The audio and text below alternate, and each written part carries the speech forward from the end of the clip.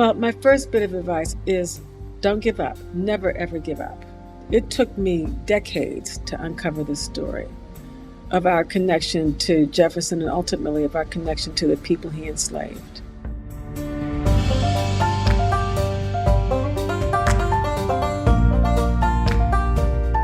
Welcome to The Book I Had to Write. This is the podcast where I talk to authors about their most compelling stories and why these journeys matter to anyone who wants to publish.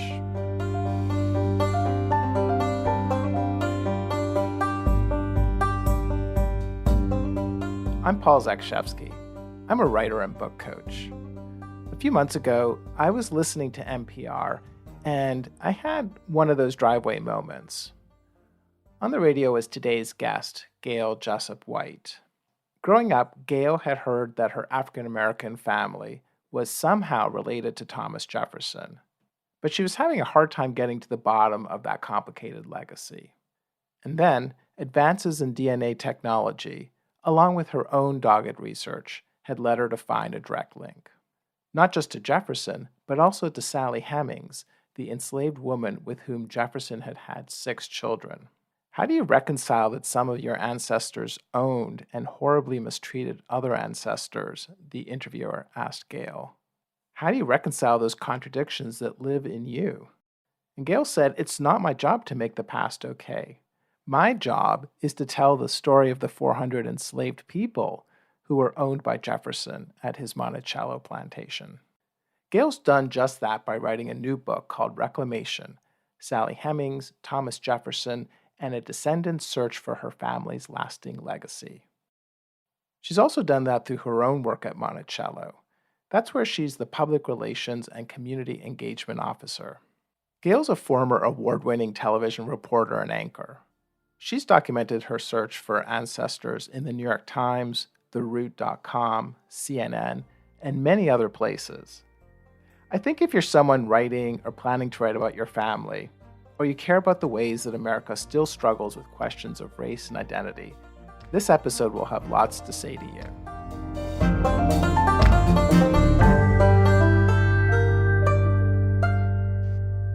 Gayle, welcome. Thank you so much for doing this interview with me. Thank you, Paul. I'm delighted to be here. Oh, well, I'm excited for this conversation. And I thought that we could start things off at the beginning of your story. Can you tell me about the first time that you heard about this possible connection, what at the time was a possible connection with your ancestor, Thomas Jefferson? I can. I grew up in Washington, D.C., the youngest of 5 siblings, and my sister, the oldest one, is 20 years older than I. And she was visiting our family. I was 13 years old, and she was visiting our family and having a conversation, a really in-depth conversation with my dad. And I'd left the room, and all of a sudden, as I was in the kitchen looking in the refrigerator for a snack, I heard my sister say to Dad, and I said, we're descended from Thomas Jefferson. And of course, I was in shock because I had never heard this. I loved history. In fact, at that time, Jefferson was my favorite president, and it was principally because he'd written the Declaration of Independence.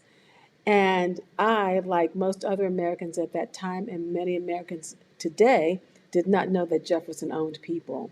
So I couldn't reconcile the idea of my being a descendant from the 3rd U.S. president and being a little black girl growing up in Washington, D.C. So naturally, my curiosity was aroused, and I almost immediately began questioning my dad because it was on my dad's side where the tie would have been. And ultimately, it led me here, many decades later, to Monticello, which was owned by my ancestor and built by my other ancestors, those people that Jefferson enslaved. It's a crazy story, and I'm really looking forward to unpacking it. So there's a character early on in your book, Aunt Peachy. Who is that? So Aunt Peachy was the single person in my dad's family who passed down this oral history. And this was all oral history. There was no documentation at all. Aunt Peachy was my grandmother's half sister. And Aunt Peachy would say to my sister, she used to live with us, Aunt Peachy did. I never knew her. She lived with us before I came along. And she would say to my sister, "You're descended from Thomas Jefferson. I'm not, but you are." And my sister said Aunt Peachy would say with a level of pride. It meant something to her. And apparently it meant something to her sister, who had died when my dad was just a child. And so he didn't remember her. No one in our family obviously knew her aside from Aunt Peachy. And the thing is, Paul, Aunt Peachy couldn't read, write, or even spell her own name. But there were certain things she held on to, and this was one of them. And my sister held on to it as well. It must have been as fascinating to Janice. In fact, that's my sister's name. In fact, I know it was as fascinating to Jan as it was to me, because she and I really became partners in many ways in uncovering this mystery of how we could have been related to Jefferson. So Aunt Peachy worked for, her real name was Virginia Robinson, and she worked for a very well-to-do and well-known family in Washington, and she was a domestic. And she eventually had a stroke. She worked for them in the early part of the 20th century. She had a stroke, and when she did, they let her go. She had a she didn't have a pension. My mother, who was a very outgoing, courageous, and determined woman, went to them and demanded a pension for Aunt Peachy. And then my family brought her to live with them, and she lived with us for 20 years. So that means for 20 years, my sister growing up heard Aunt Peachy say, "You're descended from Thomas Jefferson, I'm not." And it made a great impression on Jan, and ultimately made a great impression on me. Right. It's like the chestnut that kind of sets the seed that sets the story growing. Right. Yeah. And your father tells you a few things, but he's a man with I guess with secrets, you'd say.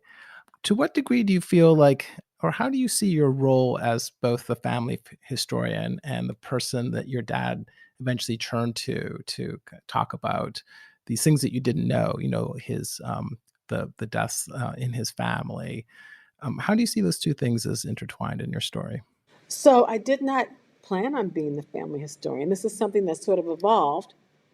And as far as my dad is concerned, and Daddy never saw me as a family historian, I don't think. He did see me as an organized person. I'm not quite sure why Daddy saw me that way. I think he was trying to plant a seed so I would grow into it. But, um, but my dad confided in me because I was so persistent.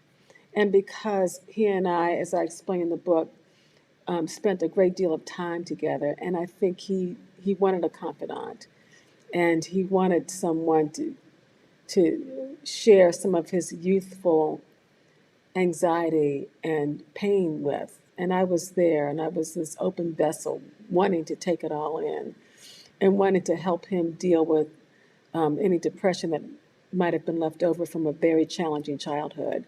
But the conversations were initiated with him because I wanted to learn about this Jefferson connection, and I thought he might offer some insight. However, they grew into much more. They grew into a very bonding experience between the two of us, and a sharing, and an opportunity for us to share some of the pain that both of us were beginning to experience, but for different reasons. And I explain all this in the book. And you make reference to secrets. Well, all families have secrets, and certainly we had ours. And I have revealed some of them in this book because I think it's important for people to understand why this pursuit of this history connecting us to Jefferson was so compelling to me. And part of that was because of my dad and what he had gone through. And then I feel like another big turning point in your story is in the early 2000s. You moved to Richmond and you start visiting Monticello on a somewhat regular basis. And you meet a historian there. I believe her name was Cinder Stanton. Is that right? That's good. Yes. And can you tell me about her and kind of the role she plays in your story? So Cinder Stanton, um, she's retired now from Monticello, but Cinder Stanton was and is the foremost expert on enslavement in Monticello and on the Jefferson legacy and the Jefferson family. And Cinder started a project at Monticello almost 30 years ago now called the Getting Word Oral History Project, the African American Getting Word Oral History Project. And this project sought to get interviews or acquire interviews, oral history, with the descendants of the enslaved community. So she and her co-founder, a woman named Diane Swan Wright, who has since passed away, she and her co-founder traveled tens of thousands of miles across the country collecting these interviews.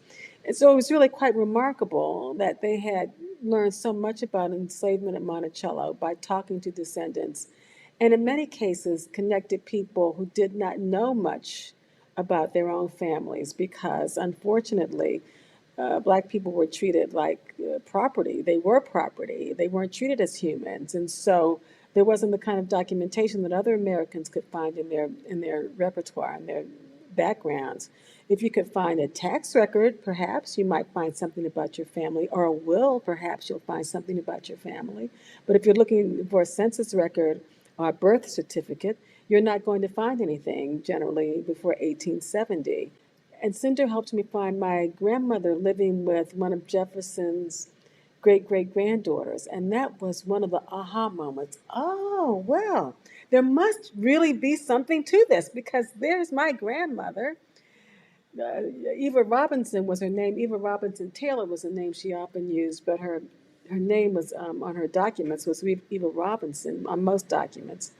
And there she was living with one of Jefferson's great great granddaughters, listed in the 1900 census as a servant. And Cinder Stanton says to me it was not at all uncommon for the progeny, the children of Black women. At this point, she wouldn't have been enslaved, but her mother might have been coerced. We'll never know. But Black women who had relations with white men living with family members. And it was from there that we began to really unravel the mystery of who my family was and what our connection was to Jefferson. So Cinder Stanton is not only the patron saint of my own heart, but she's also the patron saint of the descendants of Monticello's enslaved community. She's done so much to inform us and tell us about our families, and bring us together.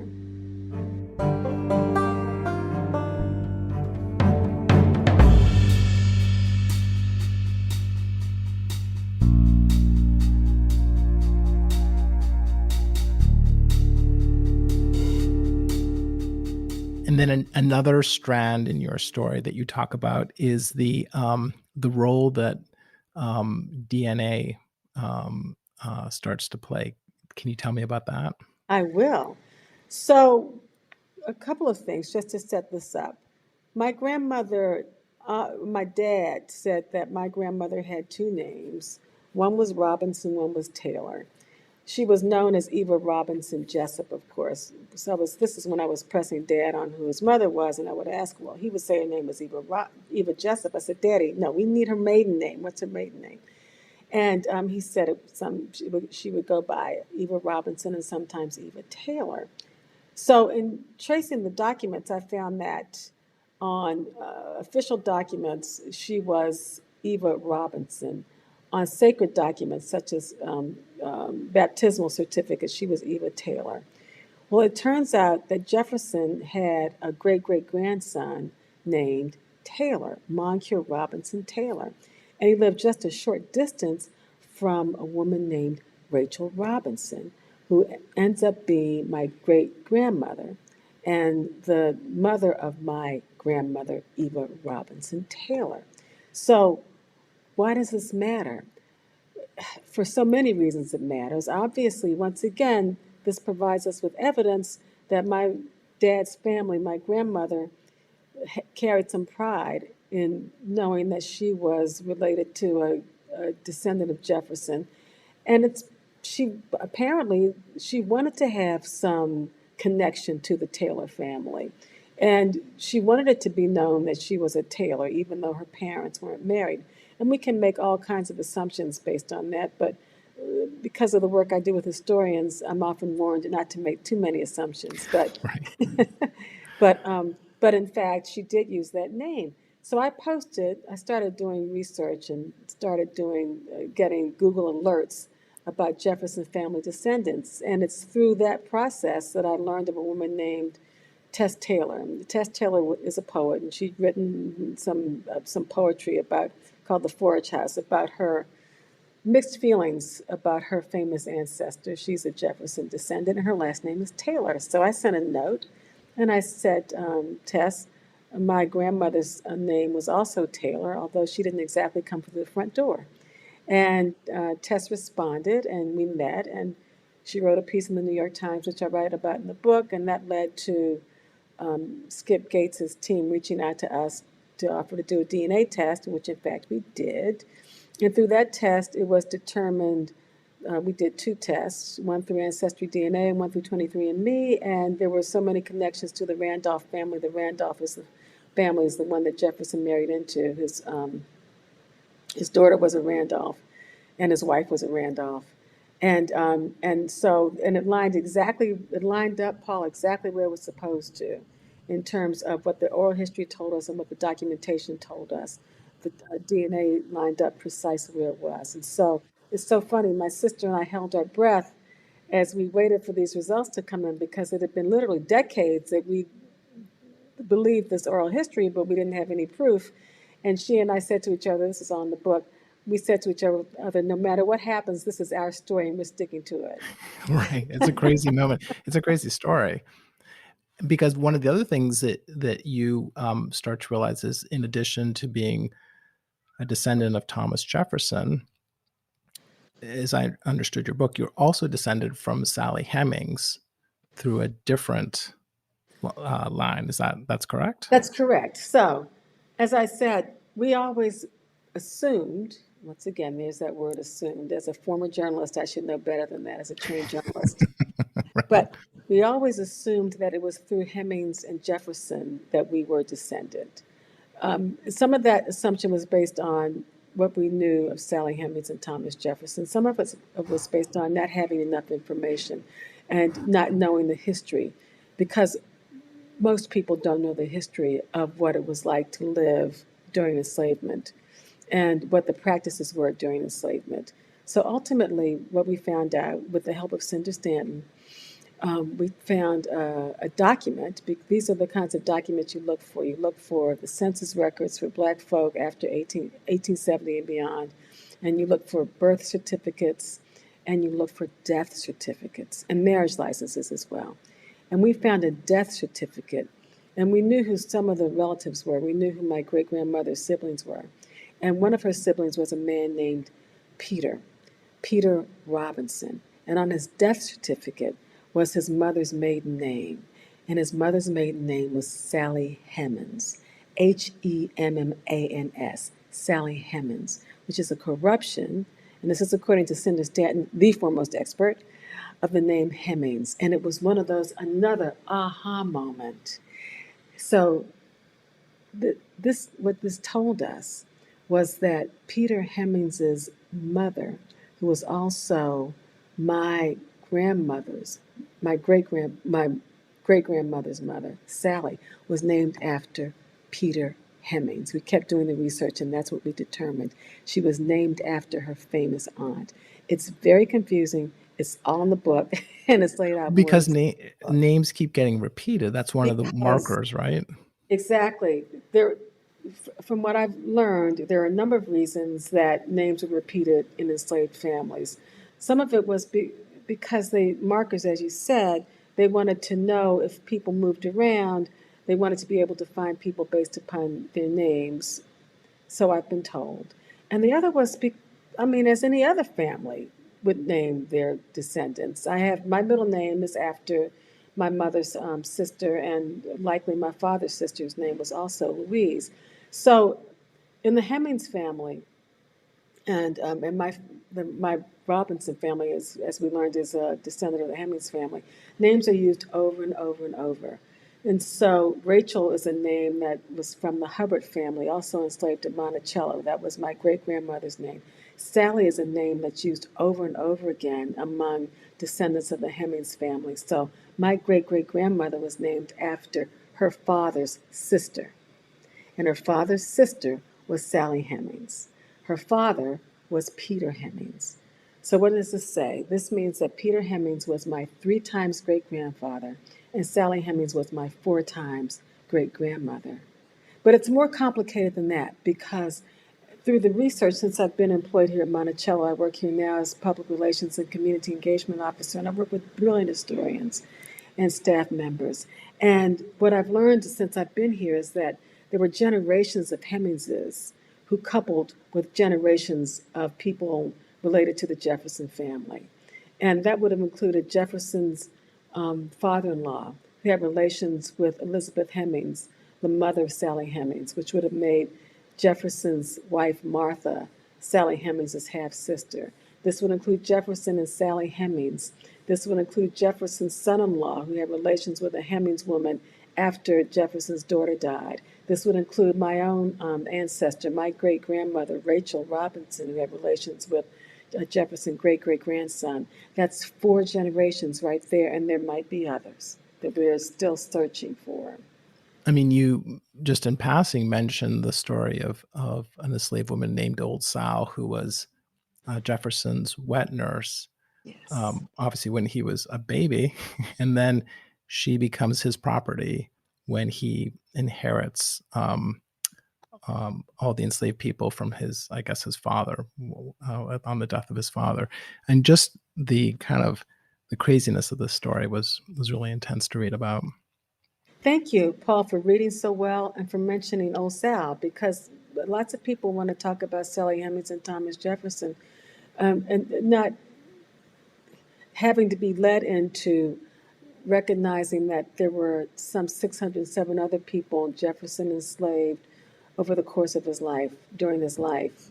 100, usually 150 at any given time lived here at Monticello and others at his other plantations. He owned other plantations.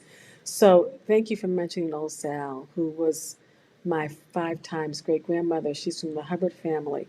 And I'd like people to think of, imagine what it would have been like to have nursed a child, to have known this person before he was born, to nurse him as a child, and then once he becomes of age, becoming his property. When I think of that, it turns my stomach. It makes me feel sick to imagine what my ancestors went through.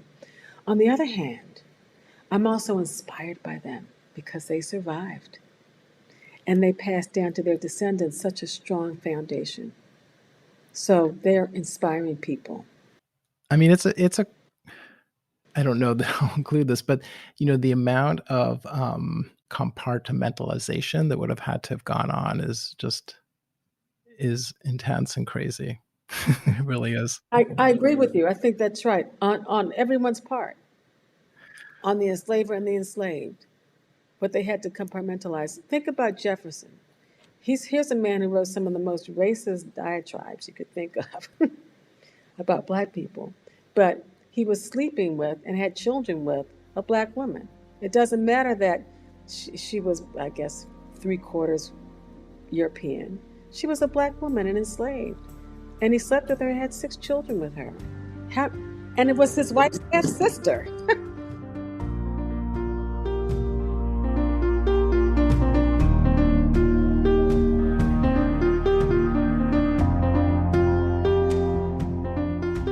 I had long ago separated myself from the Catholic Church and religious beliefs.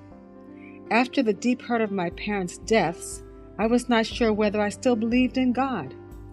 Yet standing on my back porch, I heard my grandmother's voice as clear as the bells I heard every Sunday from nearby churches.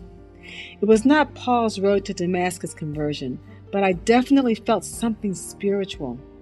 From that moment, I knew I had an obligation to tell not only my grandmother's story, but that of as many black ancestors as I could uncover.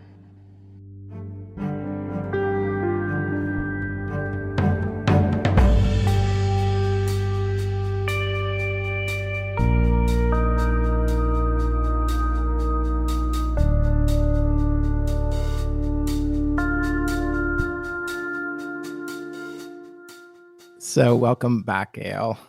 Thank you. Just walk me through actually how did the book itself come together once you decided to write it? What did that journey look like? So that was a really long, arduous, tough process because first I had to get beyond the idea of writing the story myself. I am married to a writer and an editor who's brilliant at his job, Jack White Jr., who worked at Time Magazine for 33 years. And I actually wanted him to write this with me. And he said, "Oh, no, I like my marriage more." A smart And man, right? yeah, smart man. And he said he's such a good editor and such a good motivator. Jack said to me, "This is your story. You're a writer. You can do this yourself." And I was really afraid of it. I was afraid to tell this story in my own words. I was afraid that even though I knew how to write and even though I knew how to tell stories, that it was just too much, that I would be overwhelmed by having to compile the information. And then I also had to get past the idea of sharing so much. In order for this book to have authenticity, in order for it to matter, I had to really become vulnerable and expose myself in ways that I had never in the past. And I was afraid of that. But I had a lot of support, not only from my husband, but from my agent, whose name is Jenny Herrera. She works for the Black Agency. And she kept encouraging me and saying, "Be your authentic self. Tell your story. Don't be afraid." And then my editor, HarperCollins editor, Patrick Bass, was another person. He says, "You have your family's got so much there, and just go ahead, let it go, reveal it." But I had to go through that process. I had to overcome my fears. Yeah, I mean, that's really understandable. Did they look at drafts and then give you feedback and kind of help guide you Oh, along the way? Is that how that yeah, worked? Yeah. yeah. Um, my agent. This is remember I'd never written a book before, so my agent helped me put. It's her job. She helped me put this great proposal together, and then of course Patrick, my editor, helped formulate the chapters and helped craft the book, and then Jack helped as well. So it didn't take a village, but it took some support, a lot of support. And then there were times too, Paul, when I had this phenomenal energy, when I would just sit down in front of my computer and write I remember one day I didn't eat, I didn't sleep, I just wrote for about 13 hours. I just wrote. That is amazing. What do you feel like was when you were really in the zone, in I guess a Yeah, flow state, what yeah. what do you feel like was why was the wind at your back at that point? So I was high. It felt like I was high. I mean, Yeah, yeah, yeah. I wasn't high from drug use or anything like that. I was high from the idea of having to tell this story, and this I was almost manic with this energy. I didn't feel my ancestors. I've written about feeling my ancestors and how they've moved me, but that's not what was happening at that moment. It was something else. It was an energy that came from within. Now, that might have been informed, it might have been inspired by my experiences and connecting with my ancestors. But at that moment, during those 13, 14 hours, I was in a zone. I, it was unrelenting. I did not want to stop. I felt so much pleasure in the process, so much joy in what was happening, and the words just flowed. They just flowed from me. It was one of the best experiences I've ever had in my life. And that only happened at one time when I just sat down and did it. I wrote thousands of words that day. I love that. It was amazing. That's It was amazing. amazing. It was Yeah. absolutely amazing. So, what advice would you have for other people who may be thinking about writing books like yours that are rooted in a search for their past in some way? What kind of advice would you have based on your own experience? Well, my first bit of advice is don't give up. Never, ever give up. It took me decades to uncover this story of our connection to Jefferson and ultimately of our connection to the people he enslaved. And of course, that led to me working at Monticello, where my family was enslaved. But I never quit. I would also recommend talking with your family members. So many family members were not there for me. They died long before I was born. But I did have my dad. I did have my older sister. I still talk to my older sister. She lives in Berlin now, but we chat twice a week for hours because there's still stories that she has. There's still knowledge that she has that I don't know. because she was there 20 years before I was. And I also talk with my other siblings and my cousins now because I'm working on a second book about my mother's family, and her family was incredible. So I'm gathering as much as I can from the people who remain here on Earth with me. So this feels like a great segue to ask you actually about publishing the book and its reception and what you've experienced. What's that been like for you? This has been the greatest journey of my life. I'm having a good life. I'm having a good life.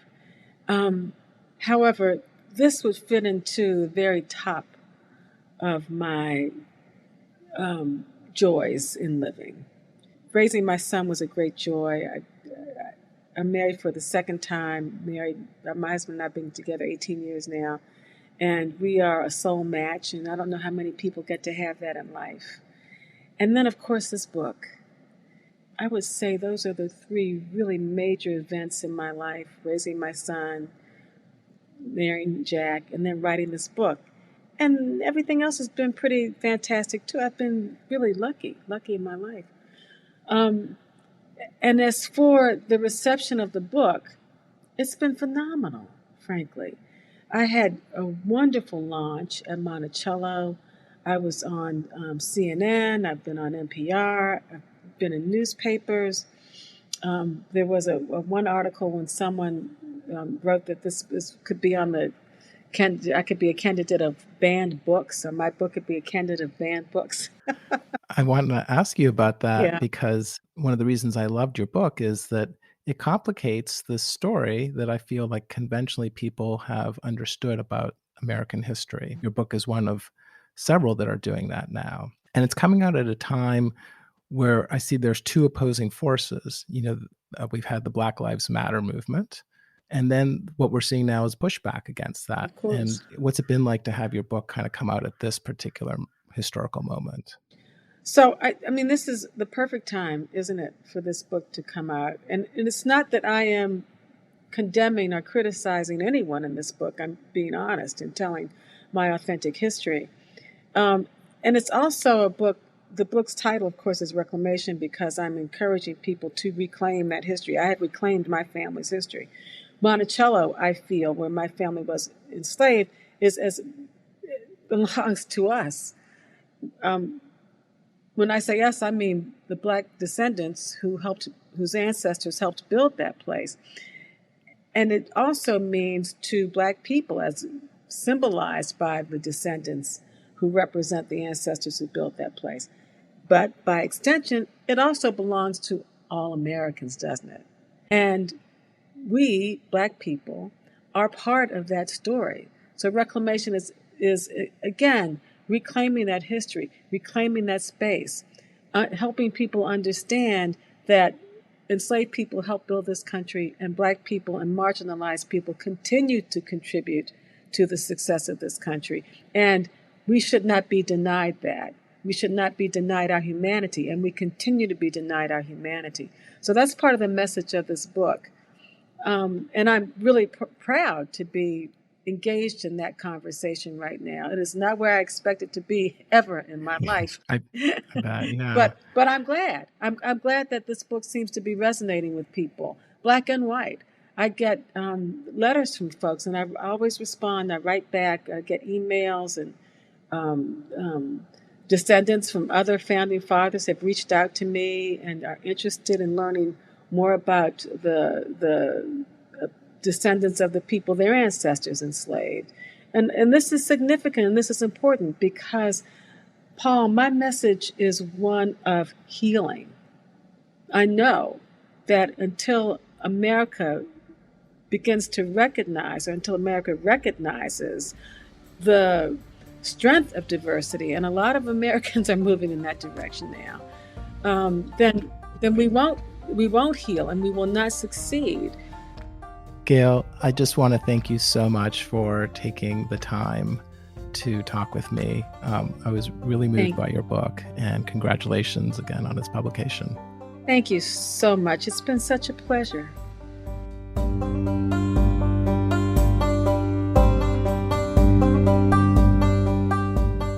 You've been listening to The Book I Had to Write. I'm Paul Zakrzewski. In this episode, I talk with the writer Gayle Jessup White. If you enjoyed the show, then I hope you'll subscribe in Apple Podcasts. I'm always grateful for reviews and for sharing the show with friends. To get a transcript of this and every episode delivered to your inbox, sign up at thebookihadtowrite.com/subscribe. In addition to transcripts, I'll send you information about upcoming episodes, plus special offers available only to email subscribers. If you're working on your own book you have to write, or you want to get started, maybe I can help. Find out more about me and my book coaching at thebookihadtowrite.com/coaching. That's thebookihadtowrite.com/coaching. And thanks for listening.